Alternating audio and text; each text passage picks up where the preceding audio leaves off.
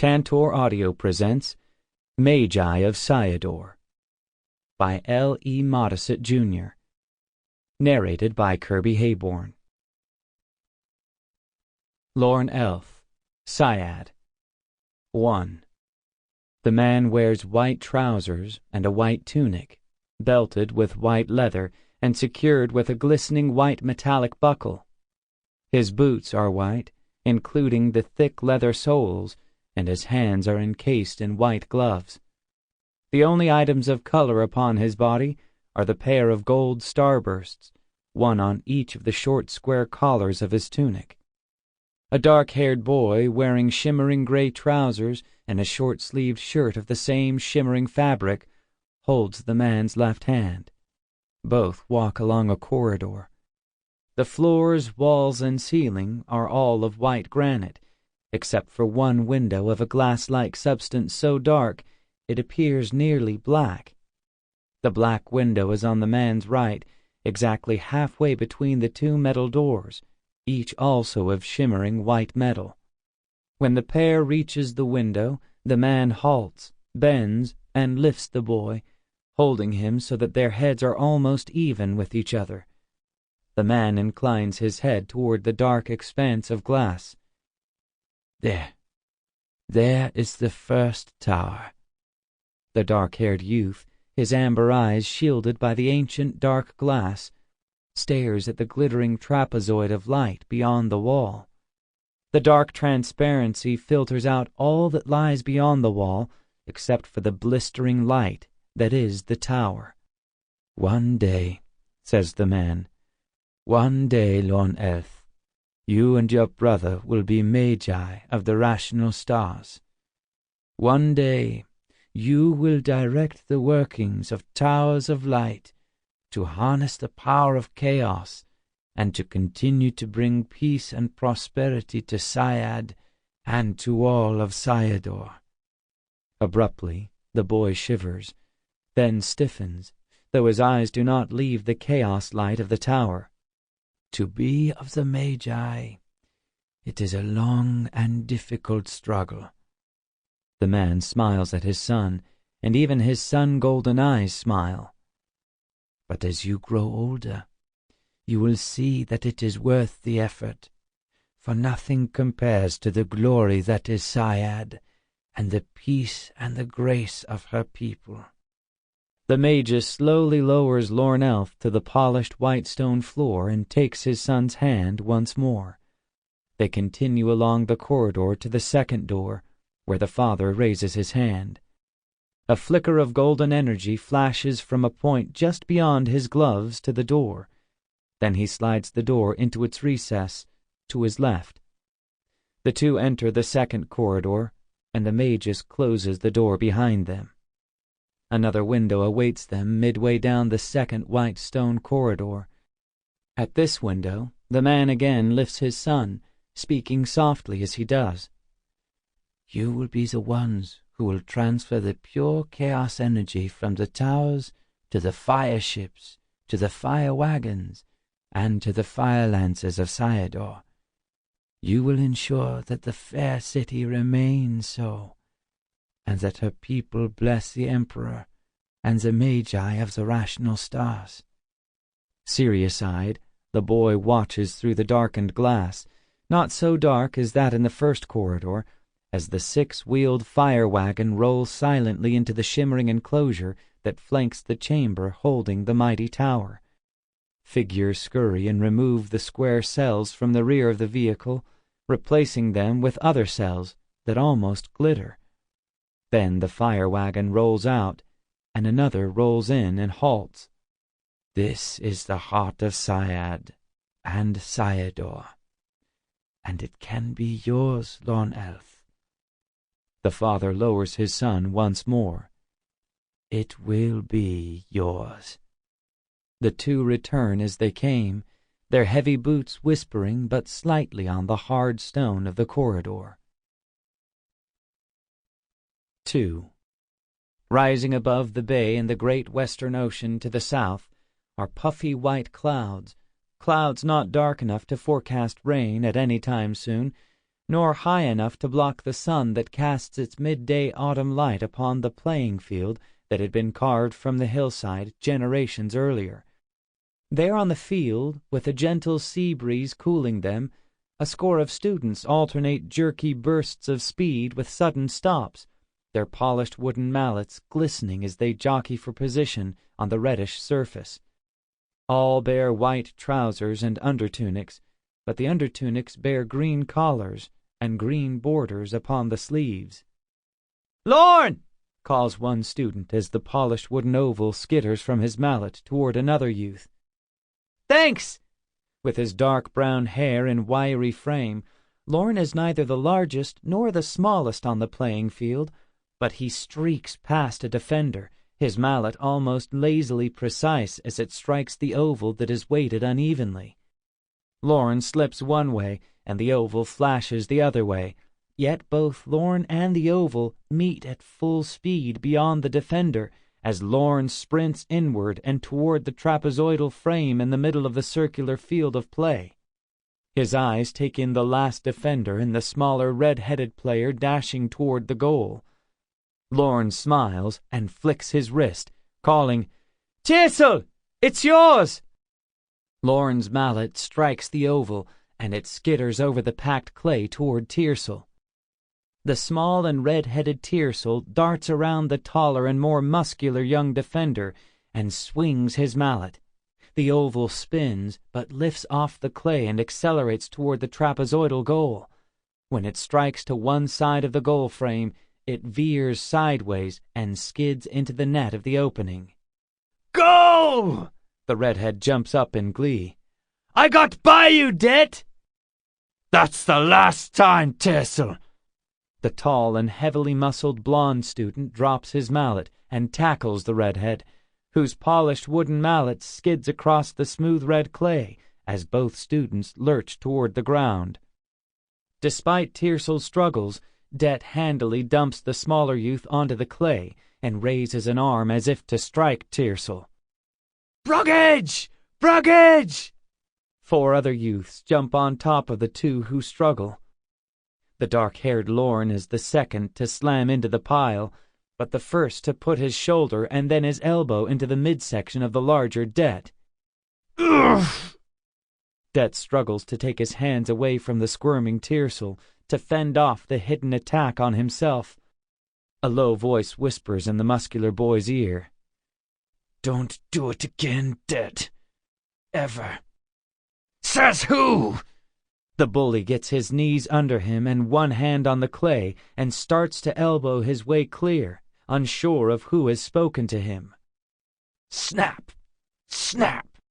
The other students fall away from the larger figure, who bellows, then staggers upright, holding an injured hand, coddling 2 fingers that have already begun to swell. "Barbarians! Sheep-loving swill drinkers!" Det turns toward the students who had piled on. "Cowards! You just wait! You'll see!" Det hurt his hand. Couldn't happen to a better fellow. Bullied enough. Deserved it. Careful. Get you. Even before he rises, neither the first nor the last, Lorn slips the polished pair of wooden rods back inside his belt. After he stands, he limps slightly as he walks toward the mallet he abandoned, bending gracefully and scooping it up left-handed. Tearsel, the last to scramble up, quickly extinguishes a grin and avoids looking at the injured Det. "That's it! Over here!" orders the schoolyard proctor, a tallish man with a pointed goatee and wavy black hair that stands away from his head. "All of you! You know the rules! Bruggages are forbidden!" The score of students slouch toward the proctor in the columns of the low white stone building behind him.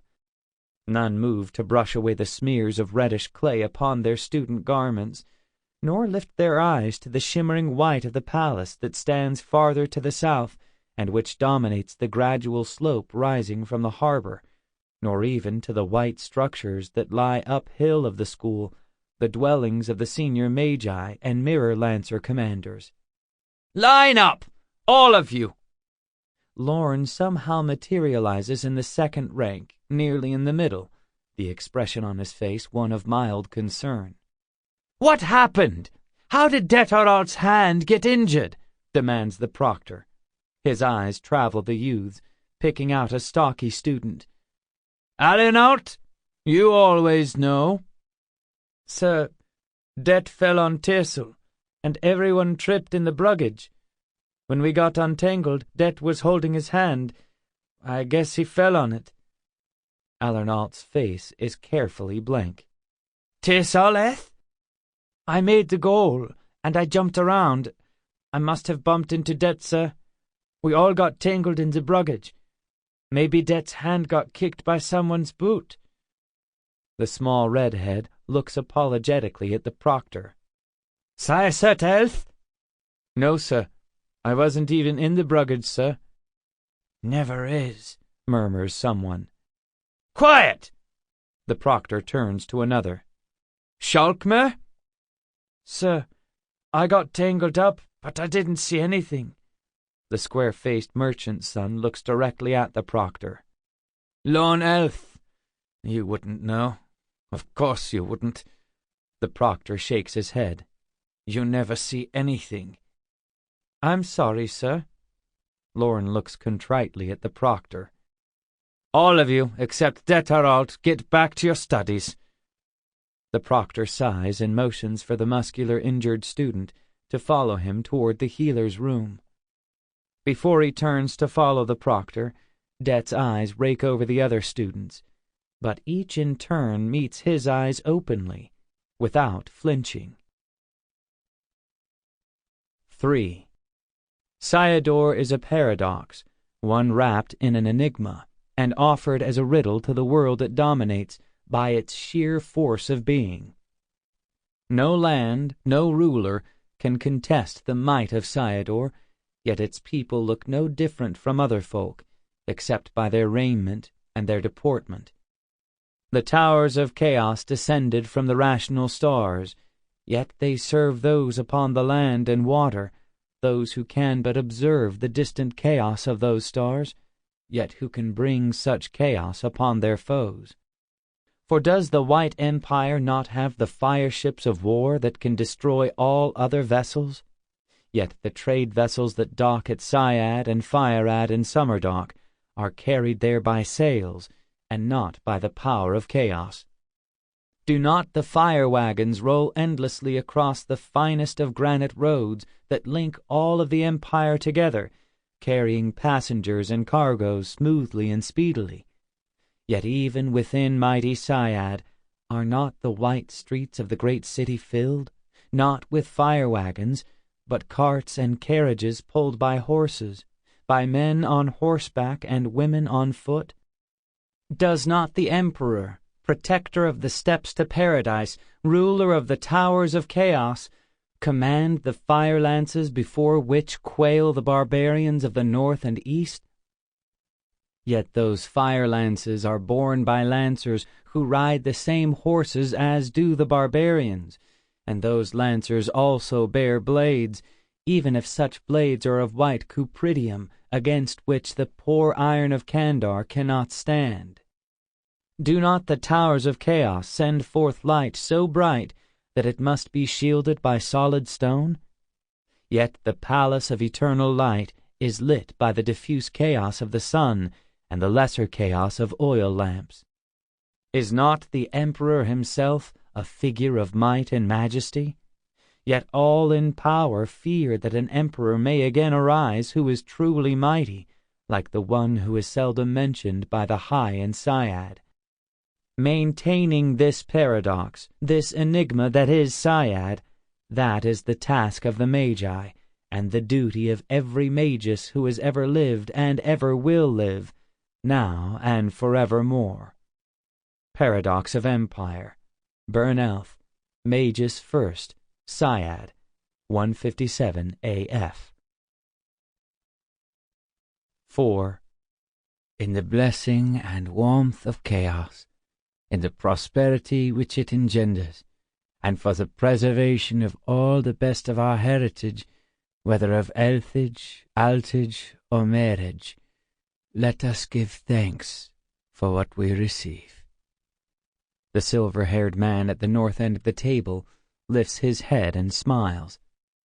The family is seated around the dining table on the covered upper balcony, from where they can look downhill and south directly at the harbor, and to the west and slightly uphill at the Palace of Eternal Light.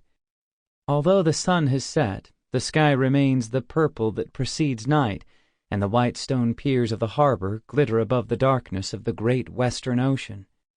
The palace gleams a shimmering white, both from the white sunstone from which it was constructed all too many years before, and from the innumerable lamps which bathe its endless corridors and vaulting halls in continuous light. The dining table around which the family sits is lit but dimly by 2 lamps set in gleaming cupridium brackets, each affixed to a pillar, the 2 closest to each end of the table. None of those seated appear to be affected by the dimness. The mahogany-haired Nyraya, who sits at the end of the table opposite the silver-haired Cayenne elf, lifts a silver tray that holds both dark bread and sun-nut bread, and tenders it to the sandy-haired young man on her left. "Go ahead, Vent." "Ah, thank you. And don't take all the sun-nut bread," suggests Myrian, from where she sits across from the still lanky Vernt. "We like it, too." "There's plenty there, children," suggests Nyraya, "and there's another loaf in the kitchen." Vernt grins and takes 1 slice of each bread, then passes the tray to Lorn, who takes only a single slice of dark bread before passing the tray to his father. Cayenne elf, like his younger son, takes 1 slice of each and hands the tray to Jeriel, dark-haired and the eldest child. She, like Lorn, takes but a slice of dark bread and smiles across at Lorn as she hands the tray to Myrian, also black-haired and the youngest of the 4 siblings. Myrian takes a single slice of sun-nut bread and returns the tray to her mother. The foul casserole that had been set before Cayenne elf makes a circuit of the table, but all helpings are so similar in size that they would have had to have been weighed for an outsider to determine which is the largest or the smallest. After the casserole comes the dish of buttered and nutted beans.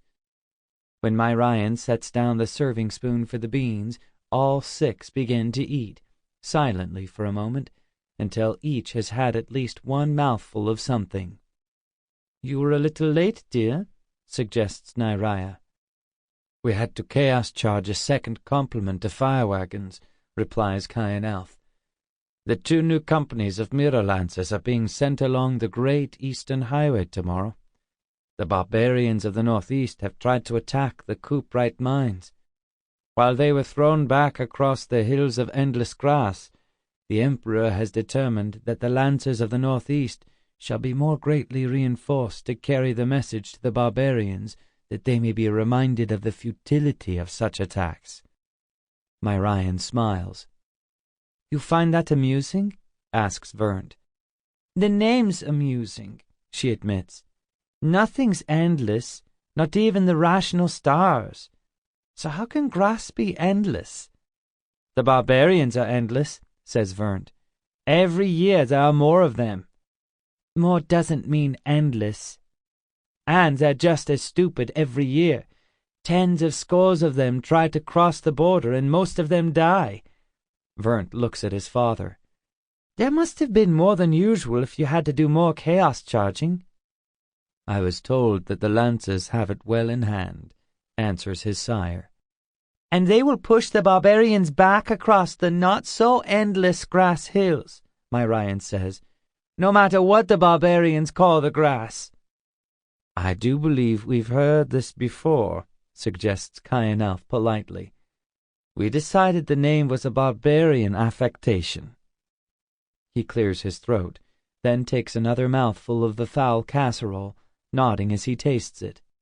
"We just ought to take over all of Kandar, the western half anyway," says Vernt. "That way we wouldn't have to worry about the smelly barbarians."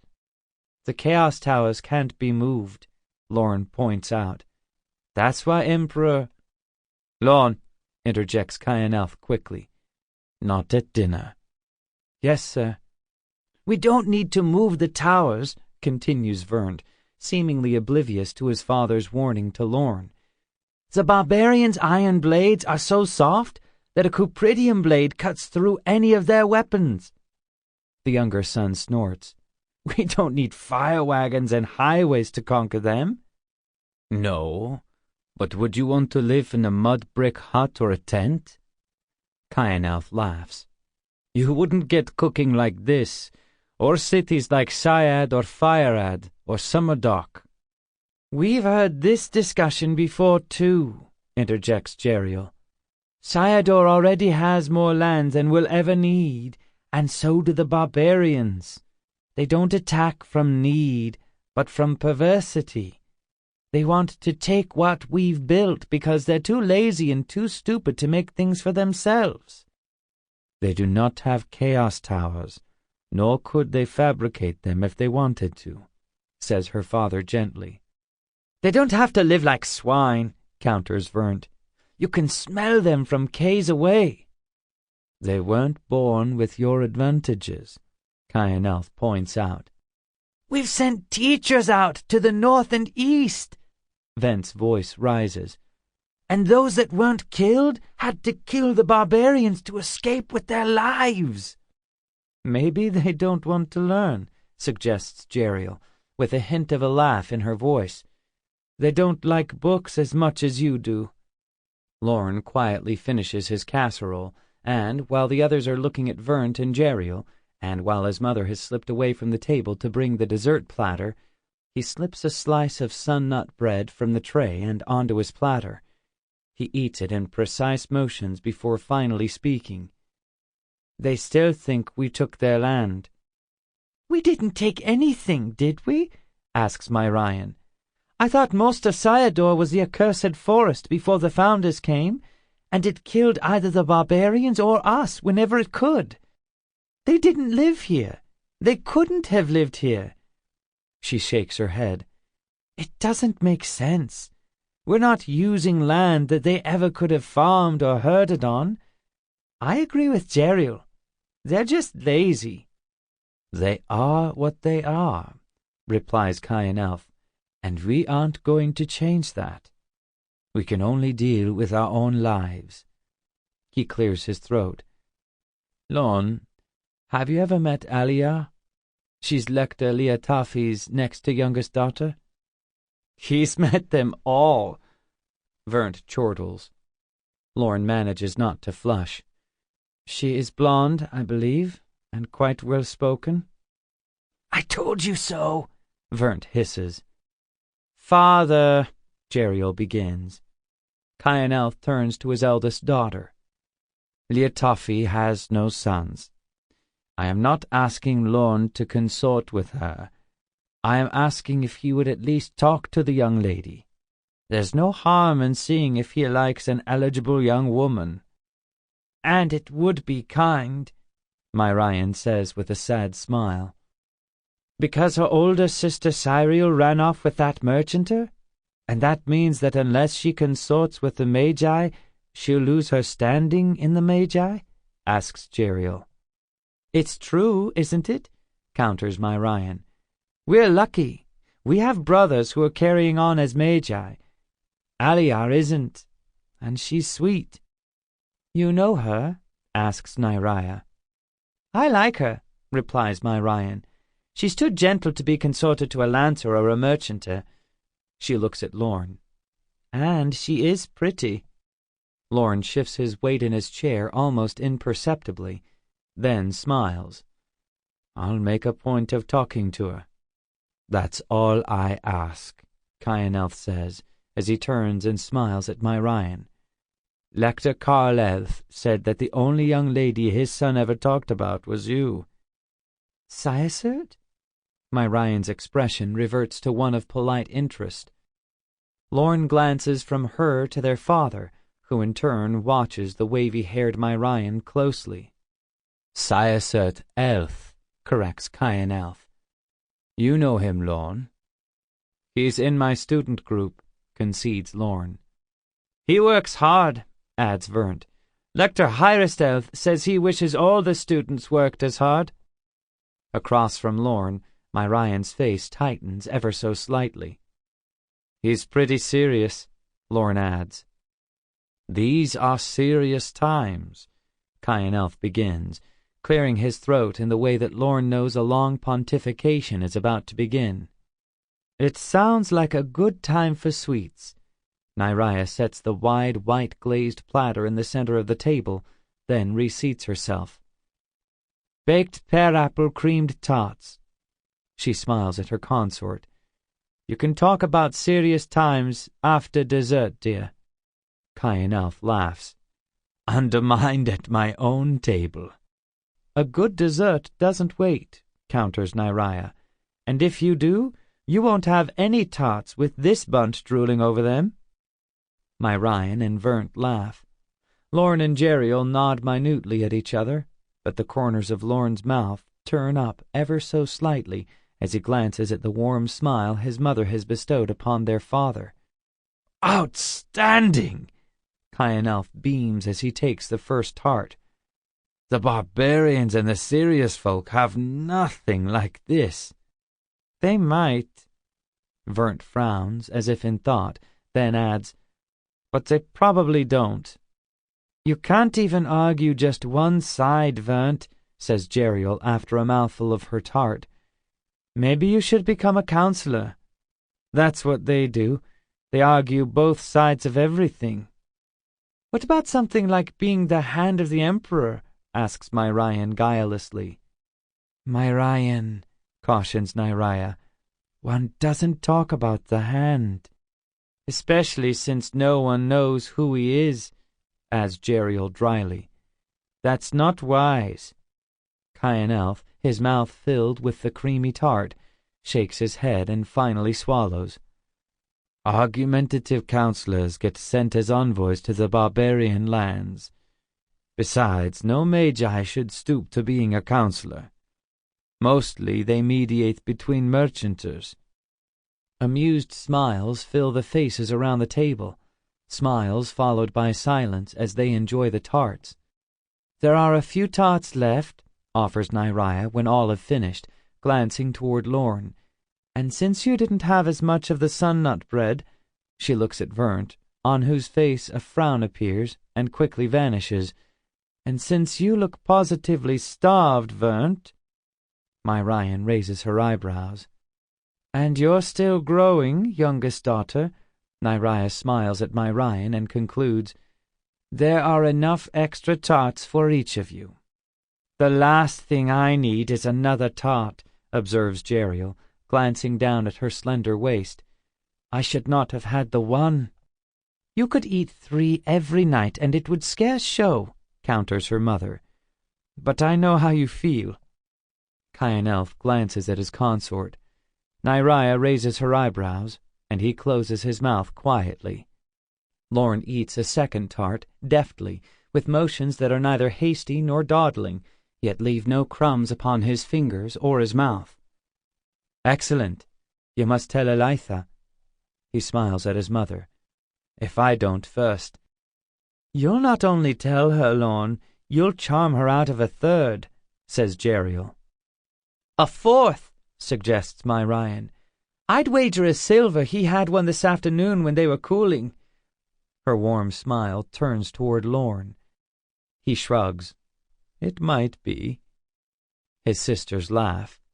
Even Vernt, seated beside Myrian, smiles. So does Nyria, although the mahogany-haired woman's smile is more knowingly ironic. As the family rises and as Elthia and the shorter serving girl step forward out of the shadows to clear the table, Kyanelf beckons to Lorn. "I'd like to talk with you for a few moments, Lorn." "Yes, sir." Lorn, slightly taller and slightly broader across the chest than his father or his younger brother, follows Kyanelf along the outside upper-arched portico until they reach the open door of the study. The study is lit by the pair of oil lamps at each end of the pale oak table desk.